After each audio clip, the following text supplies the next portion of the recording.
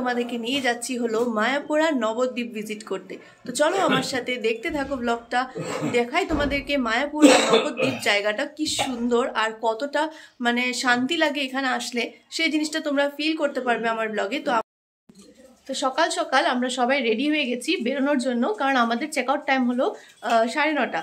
তো যাই হোক এখন বাজছে 9টা, তো আমরা এখনই বেরিয়ে যাব, সবাই বেরিয়ে কিছু চাটা খেয়ে তারপর আমরা রওনা দেব মায়াপুরের দিকে। মায়াপুরটা দেখে তারপর আবার নবদ্বীপে আসবো, কারণ নবদ্বীপ থেকেই আমাদের আবার কলকাতা রিটার্ন টিকিট, মানে হাওড়া রিটার্ন টিকিট।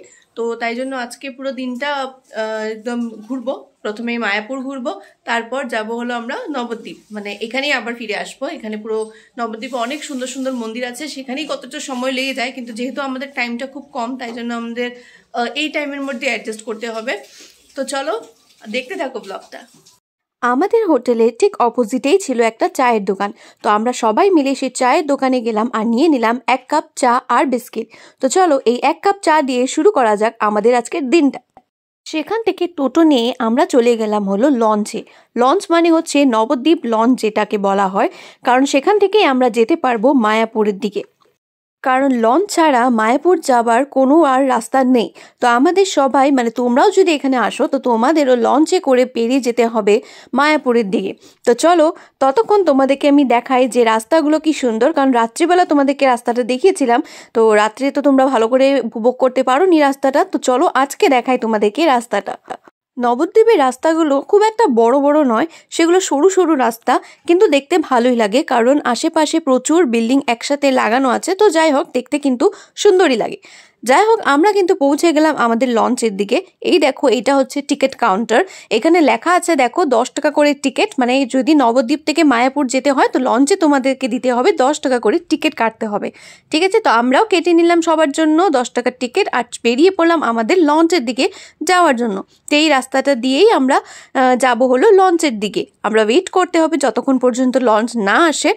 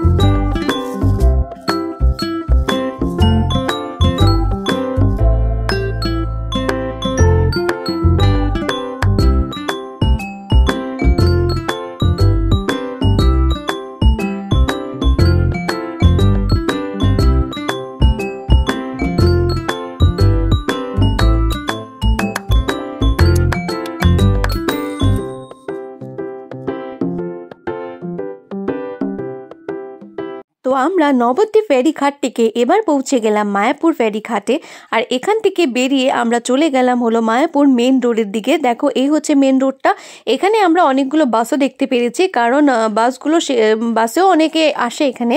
তো তারপর সেখান থেকে একটা টোটো বুক করে পার হেড 20 টাকা করে নিয়েছিল, সেই টোটো বুক করে আমরা বেরিয়ে পড়লাম মায়াপুর মন্দিরের দিকে যাওয়ার জন্য। তো এই যে মন্দিরের এন্ট্রান্স দেখো, এখান থেকে দেখতে পাচ্ছ মন্দিরটা। তবে এখন আমরা মন্দির যাব না, আমি শুধু তোমাদেরকে বাইরের দিকটা দেখাচ্ছি। মন্দির যাওয়ার আগে আমরা কিছু খাওয়া দাওয়া করব, কারণ 11টা বেজে গেছে। তো তার আগে আমরা নিয়ে নিলাম, সেখানেই সামনে একটা হোটেল ছিল, সেখান থেকে আমরা পুরি সবজি নিয়ে নিলাম। সেখানের পুরি সবজিটা খুব টেস্টি ছিল, তো তোমরা সেখান থেকে, সেটা অনেক বড় দোকান, তোমরা সেখান থেকে নিতে পারো। তারপর ঢুকে পড়লাম আমাদের মেইন অ্যাট্রাকশন মানে মায়াপুর চন্দ্রদয়া মন্দিরের দিকে। তো চলো দেখো মন্দিরটা কি সুন্দর, বাইরের থেকে এতটা সুন্দর লাগছে, ভেতরে যে কি হবে আমি জাস্ট ওয়েট করতে পারছি না। তো চলো তোমরাও আমার পাশে থাকো আর দেখতে থাকো পুরো ব্লগটা, মায়াপুর মন্দিরটা উপভোগ করো আর আমাকে জানিও মন্দিরটা তোমাদের কেমন লাগছে। এই যে দেখতে পাচ্ছ নন স্টপ হরিনাম সংকীর্তন লেখা আছে, এখানে কিন্তু নন স্টপ কৃষ্ণের কীর্তন গাওয়া হয়। তবে তোমরা ঢুকতে এই জিনিসটা দেখতে পারবে। তারপর তোমরা সাইডে দেখতে পারবে কুপন কাউন্টার, এখান থেকে কুপন কাটতে হয়। তো আমরা কেটে নিয়েছিলাম 60 রুপিসের কুপন। এখানে তোমরা 30 থেকে অ্যাভেলেবেল পাবে কুপন, যার যেরকম ইচ্ছে কাটতে পারো। এখানে কুপন কাউন্টারে জিজ্ঞেস করলে তারা বলে দেবে। আর আমরা 60 রুপিসের কুপন কেটেছিলাম। সেখানে খাওয়া কিন্তু সত্যি খুব টেস্টি, তোমরা কিন্তু সেখানের খাওয়াটা মিক্স একদমই করবে না। তো যাই হোক, খাওয়াতে লেট আছে কারণ আমাদের ছিল হলো 1টার থেকে টাইম আর 12:30টার থেকে টাইম। আমরা 12:30টার সময় গেছিলাম। তো দেখো এখানে কিন্তু অনেক ফরেনার্স তোমরা দেখতে পারবে, কারণ মানে এটাকে বলা হয় ফরেনার্সদের মানে মন্দির মেনলি, কারণ এখানে যতটা ভক্ত আছে সব কিন্তু ফরেনার্স। এই দেখো এই যে এটা হচ্ছে এন্ট্রেন্স, কিন্তু তবে একটা কথা আমি বলে দিই, ভেতরে যাওয়ার কিন্তু আগে তোমাদের এখানে জুতো খুলতে হবে, জুতো জমা দিতে হবে, প্লাস এখানে কিন্তু মোবাইলও জমা দিতে হবে।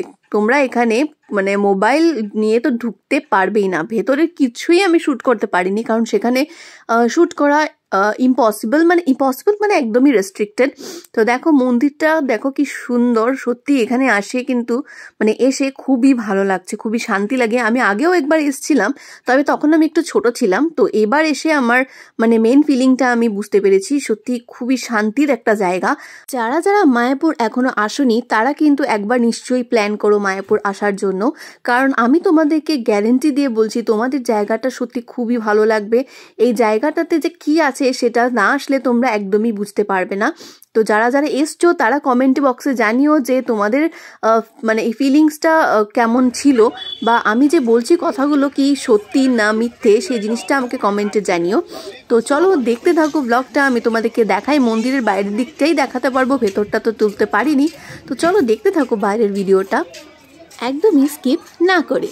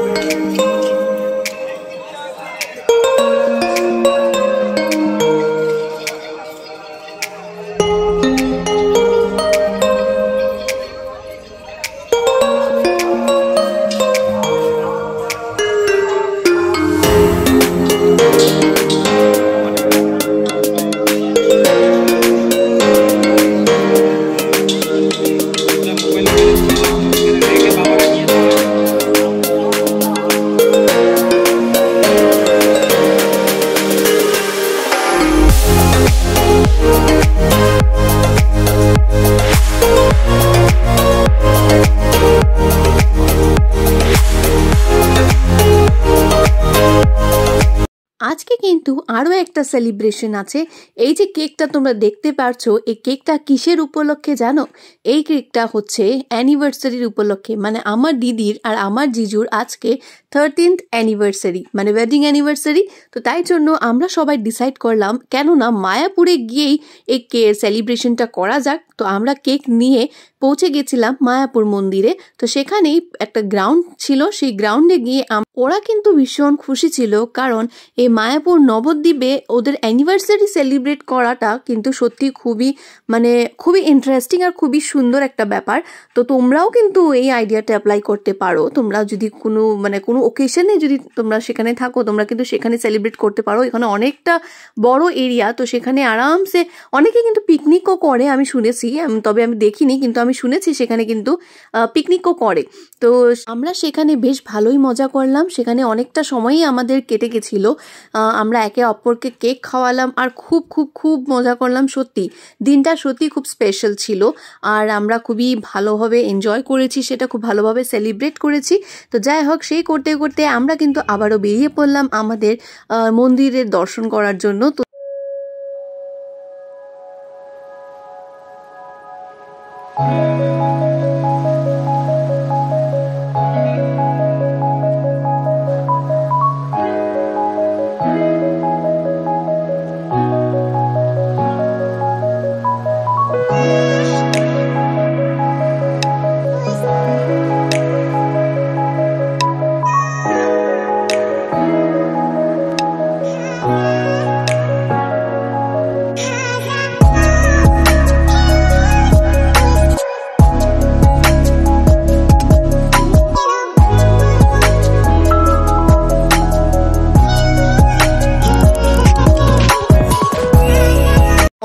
পথ হাঁটার পর আমরা ফাইনালি পেয়ে গেলাম আমাদের গীতা ভবন। এই যে সকালে তোমাদেরকে আমি একটা কুপন দেখিয়েছিলাম, কুপন কেটেছিলাম মানে খাওয়া দাওয়ার জন্য, সেই কুপনের কথাই আমি তোমাদেরকে বলছি। তো এখন আমাদের লাঞ্চ টাইম, মানে যে টাইমটা আমাদেরকে দিয়েছিল সেই টাইমেই আমরা পৌঁছে গেছিলাম, মানে ফার্স্ট ব্যাচেই আমরা ছিলাম। তো এই দেখো, এটা হচ্ছে গীতা ভবনের সামনের দিকটা। এই ভবনে আজকে আমরা খাওয়া দাওয়া করব, আমাদের লাঞ্চ করব। এখান থেকে লাইন ধরতে হয়, সবাই দেখো প্রচুর মানুষ এখান থেকে লাইন ধরে আমরা ভেতরের দিকে ঢুকছি। এবার এখানে দিয়ে আমাদের ভেতরের দিকে যেতে হবে, ভেতরের দিকে গিয়ে আমরা হলে ঢুকে যাব। তো চলো দেখতে থাকো ব্লগটা, আর চলো ভেতরে কি কি আছে দেখাই তোমাদের।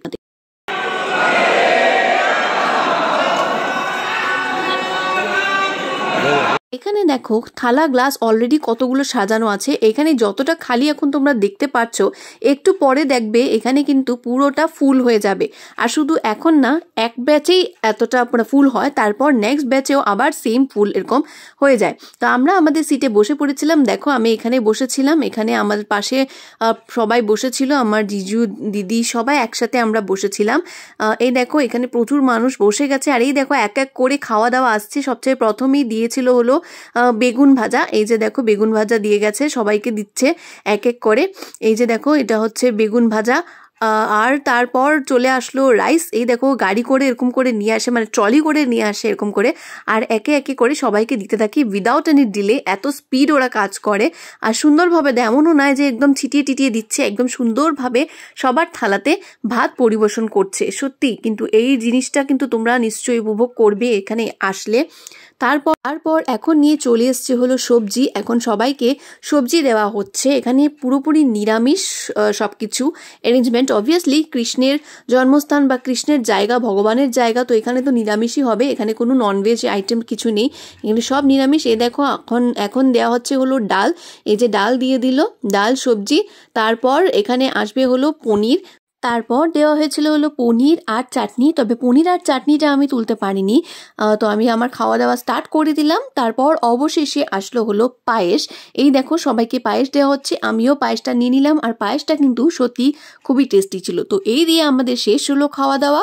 তারই পরে আরও একটা আকর্ষণের জিনিস ছিল হলো, এই দেখো এই গেন্দা ফুলের যে বাগানটা। তো এই ছিল হলো মায়াপুর মন্দির। তোমাদের মন্দিরটা কেমন লাগলো আমাকে জানিও। তবে মন্দিরটা কিন্তু এখনো বানানো পুরোপুরি শেষ হয়নি, এখনো বানানো চলছে।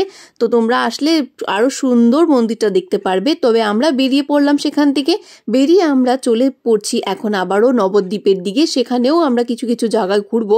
তো তাই জন্য আমরা টোটোতে উঠে গেলাম। আবারও সেম যেভাবে আমরা আসলাম সেইভাবেই আমাদের আবারও রিটার্ন করতে হবে।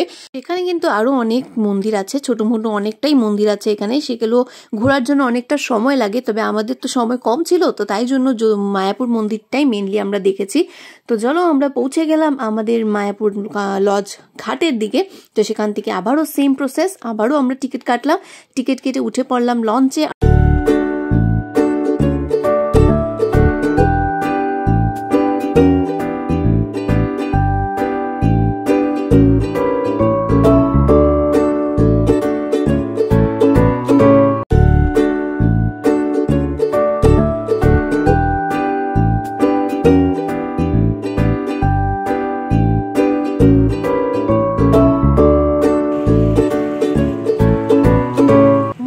আমি একটা জিনিস দেখাই, চলো। এই যে দেখতে পাচ্ছ এই নদীটা, জাস্ট ধ্যান দিয়ে দেখো নদীটা। এই যে একটা কালার তোমরা দেখতে পাচ্ছ, হঠাৎ করে দেখবে কালারটা চেঞ্জ হয়ে যাবে। দেখতে থাকো ভিডিওটা, তবেই তোমরা বুঝতে পারবে। এই যে প্লেন কালারটা দেখছো, এই দেখো আবার কিন্তু একটু কালারটা ঘোলা ঘোলা হয়ে গেছে। তার মানে কি জানো, এই দুটো নদী কিন্তু একসাথে সেখানে মিক্স হচ্ছে। একটা হচ্ছে জলঙ্গি, আরেকটা হচ্ছে গঙ্গা। দুটো নদী একসাথে এখানে এই পয়েন্টটাতে মিট হয়। দুটো মিক্স হয় না, কিন্তু কালারটা কিন্তু দুটোর আলাদা আলাদাই থাকে। কোনো সময় দুটো কিন্তু একসাথে মিক্স হয় না। তো আমরা পৌঁছে গেলাম আমাদের নেক্সট ভিজিট প্লেস, মানে নবদ্বীপ ফেরি ঘাটের দিকে। তো চলো এখন আমরা ভিজিট করব নবদ্বীপ জায়গাটা কেমন, নবদ্বীপে কি কি আছে সব কিছু তোমার সাথে দেখব। তারই আগে আমরা বেরোতেই দেখলাম সেখানে দোতারা ঝুলছিল। এখানে এইগুলো জিনিস কিন্তু খুবই স্বাভাবিক, এখানেই এগুলো পাওয়া যায়। ফেমাস নবদ্বীপের দই, এটা কিন্তু তোমরা নিশ্চয়ই ট্রাই করো। তারপর আমরা পৌঁছে গেলাম নবদ্বীপের রাধারানী মন্দিরে।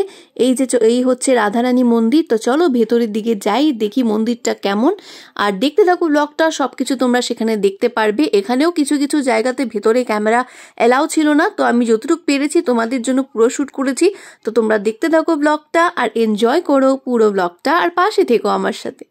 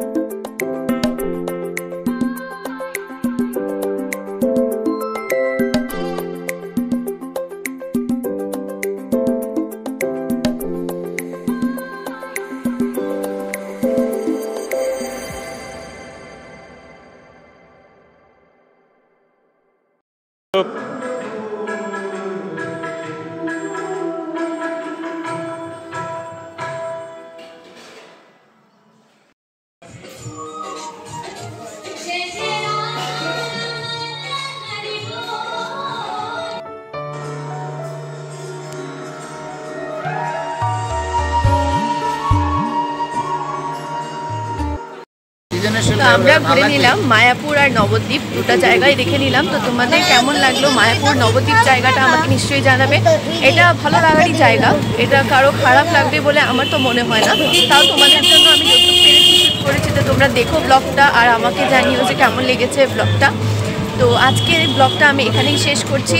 এখন আমরা যদি আমার ব্লগটাতে কিছু ছুটে থাকে তাহলে তোমরা এই গুড টাইমস উইথ অনিতা সেখানে পুরোটা দেখতে পারবে, কারণ কিছু কিছু জায়গা আমি হয়তো যাইনি, ও গিয়েছে, তো সেখানেও তোমরা একটু একটু দেখতে পারবে। তার জন্য তোমাকে ওর চ্যানেল সাবস্ক্রাইব করতে হবে, গুড টাইমস উইথ অনিতা, ঠিক আছে? তো আজকের ব্লগটা এখানেই শেষ করছি। আমরা এখন যাচ্ছি স্টেশনে, স্টেশন থেকে চলে যাব আমরা শিয়ালদাতে গিয়ে আমরা কিছু মার্কেটিং করব, তারপর ঘরে চলে যাব। তো সেটা তো আর দেখানোর মতো কিছু নেই। তো ঠিক আছে, আজকের জন্য টাটা, বাই বাই। আমি আবারও আসবো নতুন একটা ব্লগ নিয়ে, নতুন একটা জায়গা নিয়ে। ততদিন পর্যন্ত বা ততক্ষণ পর্যন্ত bye bye, see you, good bye, bye bye বলে দাও। আর কি, যদি ভালো লাগে কি করবে? লাইক, শেয়ার, লাইক, কমেন্ট করে সাবস্ক্রাইব করে চ্যানেলটাকে শেয়ার করে। ঠিক আছে, ও বলে দিয়েছে করতে তো হবে। চলো বাই বাই।